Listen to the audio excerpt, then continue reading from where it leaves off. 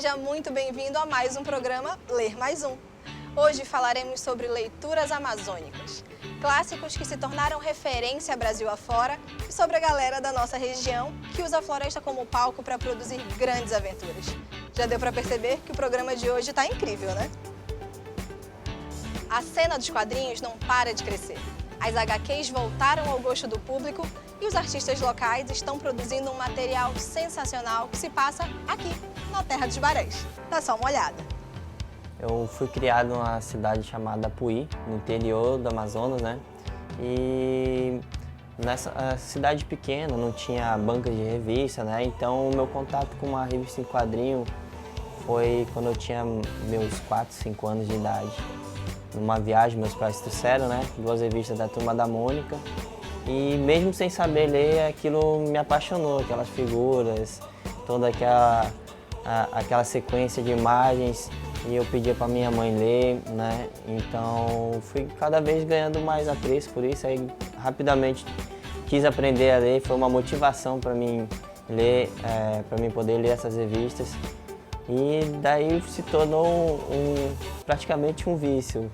Fui fazendo minha coleção, cada vez aumentando, cada vez me apaixonando mais pela leitura, e como eu já gostava de desenhar, foi quando eu resolvi, depois de um tempo, também começar a produzir as minhas próprias histórias, que era algo que me deixava tão feliz, então eu quis passar também essa felicidade para outras pessoas, e isso me motivou muito a começar a realmente criar as minhas HQs. O que mais me inspira é tudo ao meu redor, né? São a minha vida particular, todas as HQs que eu consumo também, as histórias que eu vejo nas HQs. Tanto é que minhas HQs não são fixadas a apenas um estilo. Tanto é que meus projetos, tem projetos de super-heróis, tem projetos mais infantis, HQs mais voltadas para o mangá, porque eu gosto de todas um pouco, todos os estilos. O primeiro trabalho foi a revista em quadrinhos Mega Design. Partiu de uma ideia, logo no primeiro período da faculdade, de design gráfico. Muitas pessoas não sabem o que um designer faz. Então, o Mega Design, ele além de ser um super-herói, ele também apresenta um pouco o que um design faz. Tanto é que ele resolve problemas, ele combate os vilões utilizando técnicas de design.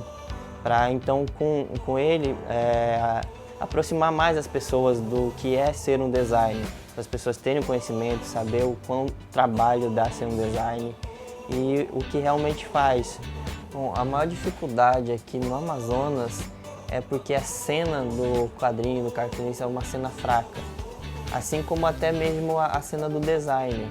É uma profissão que não é muito valorizada ainda, que por falta de conhecimento, né, nós procuramos estudar sobre essas narrativas, como apresentar melhor uma história para o leitor, fazer ele entender, muitas vezes sem ter que explicar. A cena do quadrinho, principalmente em Manaus, né, ela está devagarzinho crescendo. A gente começou a se unir, né, eu faço parte de um grupo chamado Ajuri, e com essa união está cada vez crescendo mais. A gente está conseguindo mais espaço, surgem novas parcerias, muitos trabalham em 2, em 3 em uma revista, né. A gente até nota, até nos nossos eventos que a gente cria, cada vez a gente tem um público maior, né.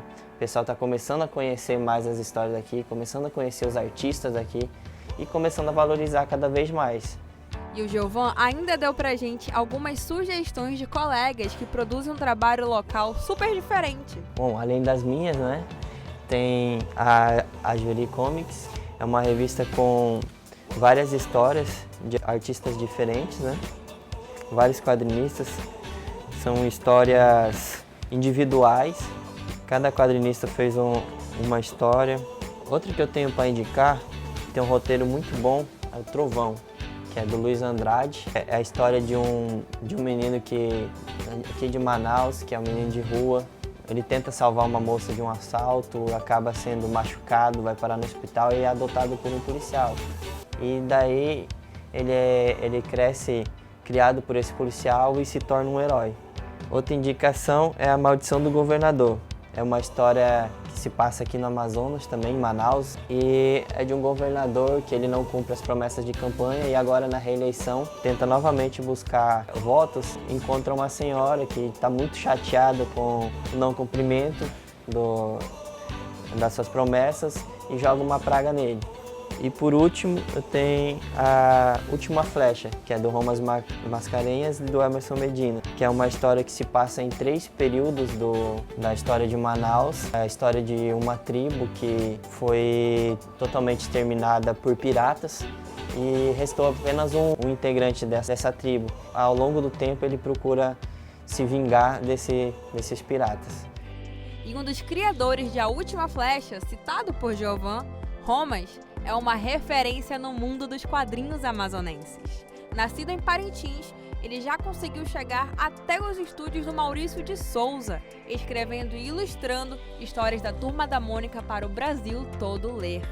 E eu fui convidado para uma publicação em homenagem ao aniversário de 50 anos do estúdio Maurício de Souza. E fiz uma história em quadrinho de 4 páginas, contando como a Mônica encontrou Sansão, como Sansão foi parar na vida da Mônica. Esse material fez muito sucesso, ganhou muito prêmio. O Maurício de Souza me convidou para conhecer o estúdio. E dentro do estúdio do Maurício de Souza, eu percebi que eu poderia fazer teste para roteirista, né? mesmo morando em Manaus. Quase 9 anos eu estou roteirista do estúdio Maurício de Souza, criando as historinhas para a Turma da Mônica. Agora eu estou investindo em projetos particulares. Me juntei com o roteirista, um grande amigo meu, que é Emerson Medina. Ele criou um roteiro para um curta que ele não levou a cabo. Eu achei muito interessante a história e resolvi fazer um quadrinho com ela. Se chama A Última Flecha. É um quadrinho que me enche de orgulho. Ele é permeado pela história do Amazonas, pela cultura do Amazonas. A gente vê a nossa amazonidade retratada naquele quadrinho e leva isso, né, para um público muito maior. Com a Ana Peixoto, eu tive um projeto muito interessante, que é Quintal, um lugar para ser feliz. A arte sequencial, né, porque a poesia dela ancorada por imagens que formam uma sequência narrativa. É uma coisa muito legal porque fala da nossa fauna, fala da nossa flora, de uma criança, né, a Aninha, que é apaixonada pelo nosso universo. E o quintal que a gente fala é a Amazônia, né, é a nossa cultura, né.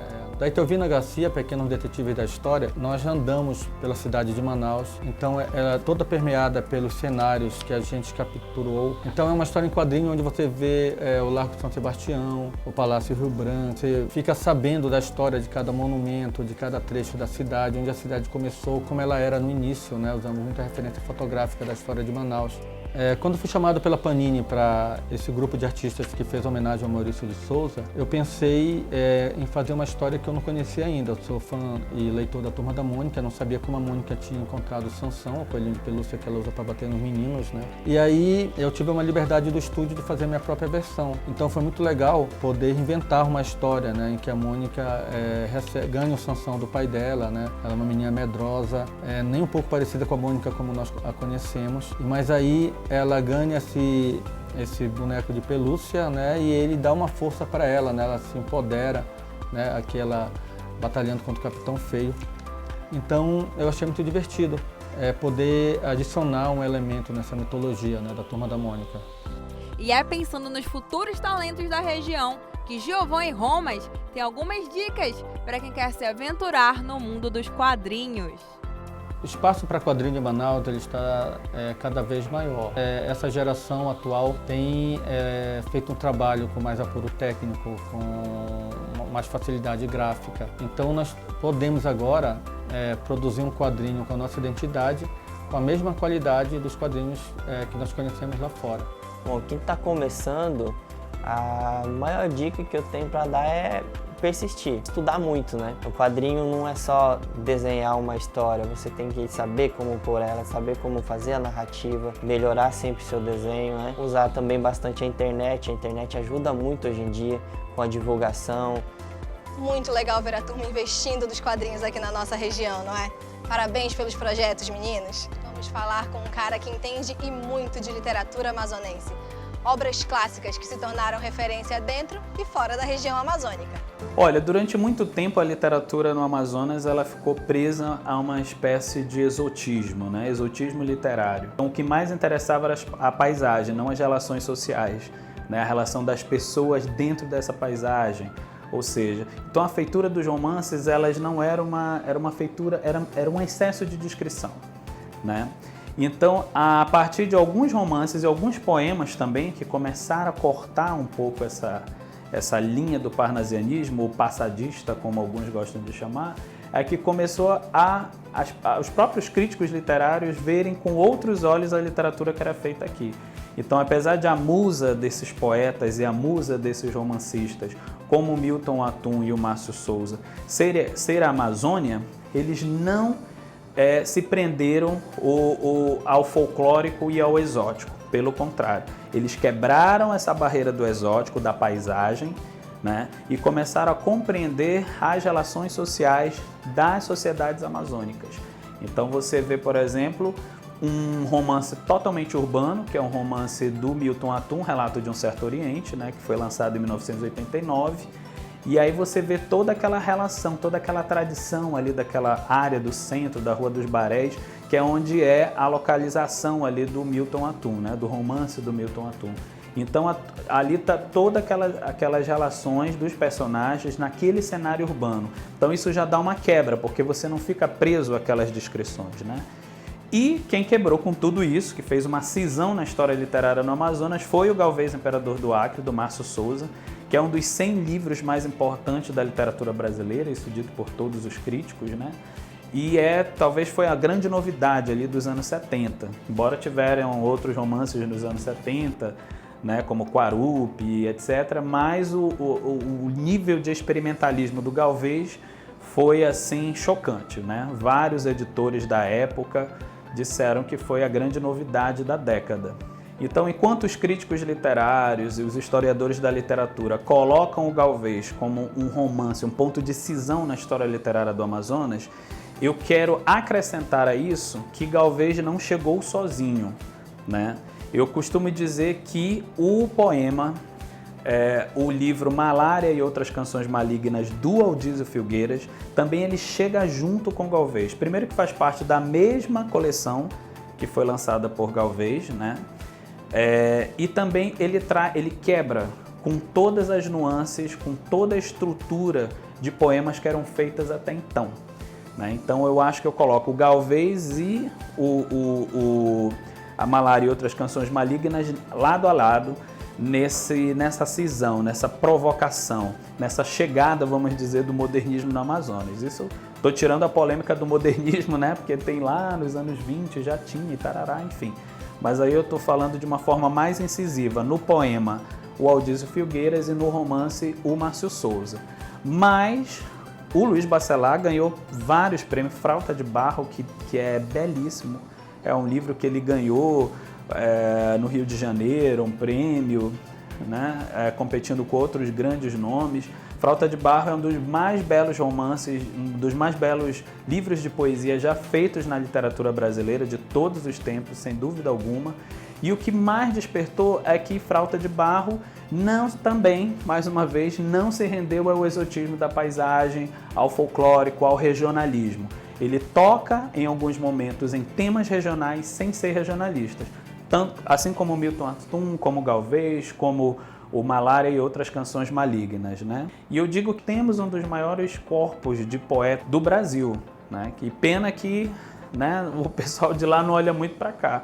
Mas além deles todos, tem o Elson Farias, que é com Barro Verde, que é um belíssimo livro de poemas também, né? Então tem o próprio Aníbal Bessa, que tem lá o Suíte para os Habitantes da Noite, premiadíssimo com o Prêmio Nestlé nos anos 90, talvez 96 ou 97, não lembro muito bem. Mas quer dizer, então temos aí romances aí e poemas para o público brasileiro conhecer, né? E fora as outras obras, tanto do Milton como do Márcio Souza, que tiveram lá o seu grande sucesso, trondoroso sucesso na época dos seus lançamentos, mas que eu acho que a academia precisa se voltar mais para essas obras e o Brasil também precisa conhecer e discutir mais essas obras. Olha, eu começo com Galvez, né? Começo com Galvez porque é um romance engraçado, é alta literatura, né? Quer dizer, é uma graça que você vê ali nos pormenores. E então eu indico primeiramente o Galvez, Imperador do Acre, para quem quiser começar a ter um conhecimento sobre a produção literária do Amazonas. Depois eu indico o O Milton Atum, com o Relato de um Certo Oriente. O Dois Irmãos, que Dois Irmãos, vocês sabem, é um dos maiores romances, né? Um dos mais vendidos romances brasileiros na história, né? De dois manauaras, né? Nossos dois colegas conterrâneos. Então eu indico Dois Irmãos, O Relato de um Certo Oriente. Do Márcio Souza eu indico um cenário também de graça política, que é A Resistível Ascensão do Boto Tucuxi, que é um romance que junto com Galvez, talvez sejam os dois romances mais vendidos do Márcio Souza na história, e que ele trata da história de um governador do estado que vira, de um traficante de drogas que vira governador do estado, né? Então ele, na verdade, ele não fala de um político específico, ele fala da política em específico e daquele cenário do populismo na época, e fez um grande sucesso no Brasil, esse romance, né? No poema, eu cito o Luiz Bacelar, né, com Frauta de Barro, que é magistral, eu acho que todos devem ler o Frauta de Barro. Cito o Barro Verde, aí do Elson Farias. Cito o Malária e Outras Canções Malignas, do Aldísio, mas também tem Nova Subúrbios dele, que eu acho que é onde ele ganha uma maturidade, que é importante, e você vai ver que é uma graça. É um prazer ler esses livros, esses textos. É sempre bom ver a nossa região sendo reconhecida país afora, não é mesmo? No próximo bloco, nós vamos continuar falando sobre histórias que bombaram por aí e se passaram aqui na nossa região. Agora vamos falar sobre as animações. Não sai daí, a gente volta já.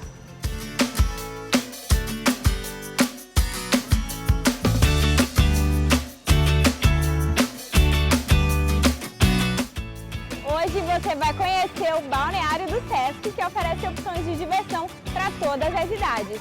Seja com a família ou com os amigos, o parque aquático é a melhor opção para você curtir o fim de semana. O espaço conta com uma piscina com correnteza, hidromassagem, chafariz, parque infantil com toboágua e escorregador, além de lanchonete, pátio de lazer e estacionamento. Bom, o nosso parque ele oferece atividades recreativas, né, como hidroginástica, oferece atividades para criança, às vezes a gente faz os campeonatos de vôlei e atividades no geral para o público que vem aqui encontrar uma boa diversão. O nosso parque ele funciona aos sábados, domingos e feriados, das 8h30 da manhã até as 17h30 da tarde.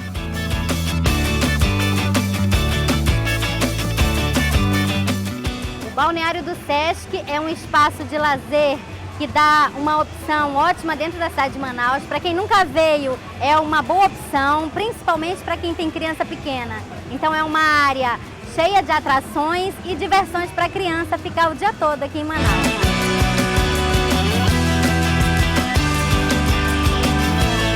O parque aquático fica dentro do complexo de esporte e lazer do Sesc, na Avenida Constantinopla, bairro Alvorada. Para ter acesso ao balneário, basta estar com seu cartão Sesc atualizado e adquirir a pulseira, que custa R$ 3 para o trabalhador do comércio e R$ 10 para o público em geral.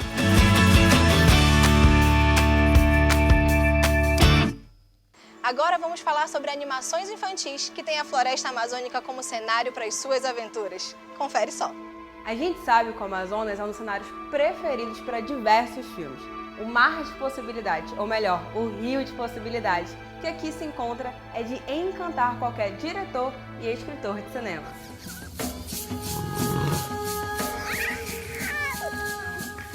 Seu nome será Tainá, a estrela da manhã. Check your gear, make sure it's all on board, and pray you didn't forget your bug spray. They have come to the world's most isolated jungle. Come to the other side of the world. Is that duct tape? To finish one last job. I'm looking for a man. His name's Travis Walker. Brown hair, face like... E um dos pioneiros a produzir material sobre a Amazônia foi Silvino Santos. Ele documentou e analisou diversas imagens que retratavam o imaginário das pessoas da época, de como era a região, principalmente ligada à época da borracha. E é por isso que não só os diretores de cinema se encantaram com a Terra dos Barés para contar suas histórias. Diversas animações estão se passando aqui, o que é ótimo para ensinar a criançada de uma maneira divertida a valorizar a terra. E esse trecho de imagem fornecida com exclusividade ao Ler Mais Um mostra exatamente o que a obra Guerreiros da Amazônia vem fazendo, integrando conhecimento, animação e inspiração para muitas crianças. O criador da obra, que hoje já é uma trilogia literária e virou até animação com apoio do governo federal, Ronaldo Barcelos, contou um pouco sobre o porquê do Carioca ter se inspirado na Amazônia para contar uma história de preservação. Não era fácil e continua não sendo fácil fazer desenho animado no Brasil. E há 20 anos atrás, eu com mais um grupo de jovens, a gente teve esse sonho e nós fomos influenciados pelo evento da Eco 92, que teve aqui no Rio de Janeiro, e pôde dar pra gente um despertar de que produzir um desenho animado ou uma história com literatura, com game, com outras ferramentas, né, de comunicação, ela teria uma vida longa. Infelizmente, trabalhar com essa temática por muitos e muitos anos, infelizmente o problema, né, de desmatamento ele aumenta a cada ano, então acho que essa foi a inspiração, né, para poder iniciar o projeto de Guerreiros da Amazônia. Para a importância desse material para o público infantil, aí que talvez seja a questão mais importante realmente, mais motivadora, faz com que a gente continue trabalhando, né? A gente teve um início focado no entretenimento e quase 10, 12 anos depois, no Prêmio Gubernec, numa categoria de melhor exemplo em educação ambiental. Isso deu confiança para a gente trabalhar o conteúdo nas escolas, nas salas de aula. Na realidade, os livros já estavam sendo utilizados por professores e ambientalistas e a gente resolveu criar um projeto social próprio de doação de livros em escolas, principalmente na Amazônia. Então, além desse projeto social de entrega de livros físicos, a gente também criou um site, disponibilizou todos os livros gratuitamente para baixar em PDF. Nós criamos manuais do professor para que os professores pudessem ter dicas de como utilizar os livros em sala de aula. O nosso trabalho hoje ele continua ainda buscando a parte de desenho animado para canais, trabalho com editora, com venda dos livros, com teatro, quer dizer, a gente tem dois lados, tem um lado do entretenimento cultural, onde a gente tenta trabalhar para se remunerar, e tem esse trabalho social. Vamos em frente aí, tentando encontrar mais guerreiros da Amazônia, porque não existe uma outra alternativa melhor do que educar as crianças, somente na educação básica, né, até os 12 anos, 13, e aí elas vão encontrar os melhores caminhos, vão escolher os melhores políticos, vão respeitar as leis, enfim, a gente vai ter uma sociedade melhor, né? Eu acho que a gente tem aí tem que ter um foco no ser humano para que ele possa cuidar da floresta. E Ronaldo não é o único a acreditar na literatura sobre a Amazônia como forma de educação infantil. A cantora Rita Lee também fez sua aposta, produzindo o livro de aventuras do Dr. Alex, onde é uma das séries que o pequeno ratinho combate os malvados que querem acabar com a Amazônia. O título é o segundo de uma série de livros da cantora ainda nos anos 80. Agora, além de famoso escrevendo sobre a Amazônia e guerreiros lutando por ela, tem a amazonense que também defende os desenhos amazônicos e sobre a Amazônia de outra forma, como por exemplo, publicando e editando gibis. Oi gente, aqui é a Samela Hidalgo, diretamente de São Paulo, sou assistente de edição da editora Devir e eu vou responder algumas perguntas aqui para conversar um pouco com vocês como é trabalhar numa editora de quadrinhos. Acho que a grande diferença em comparação com Manaus é que aqui tem muito mais oportunidade no mercado, nesse meio, né? Tudo sobre quadrinhos acontece aqui em São Paulo, então todos os eventos, workshops, as pessoas da área estão todas aqui em São Paulo, então eu acho que isso é a parte que mais diferencia, até porque tudo está acontecendo nessa região aqui. Também é um grande problema, porque o mercado está muito centralizado aqui no Sudeste e acho que a gente deveria descentralizar, né, essa produção para dar oportunidade para as pessoas do Norte, do Nordeste e do Centro-Oeste principalmente. Porque a gente tem gente muito boa produzindo, editando, traduzindo também fora do eixo Sul-Sudeste. Eu acho que ainda é um terreno bem desconhecido, porque a cena amazonense de quadrinhos ela é muito pequena, mas ela é bem expressiva. Só que é muito difícil as pessoas aqui ou fora do eixo da cena amazonense realmente conhecerem a fundo, o que está sendo produzido em Manaus e as histórias que se passam em Manaus.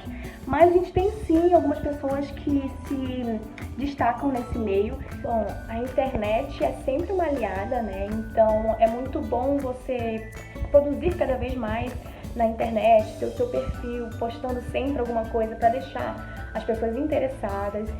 Também é bom você interagir com as pessoas da área, seguir os editores, os outros autores, as editoras, tradutores, seguir essas pessoas que estão envolvidas no meio e interagir, conversar mesmo, porque as pessoas na área estão sempre dispostas a responder perguntas, a conversar e falar um pouco sobre como é o meio, e isso faz você ser bem conhecido, você passar a ter pessoas conhecendo o seu trabalho.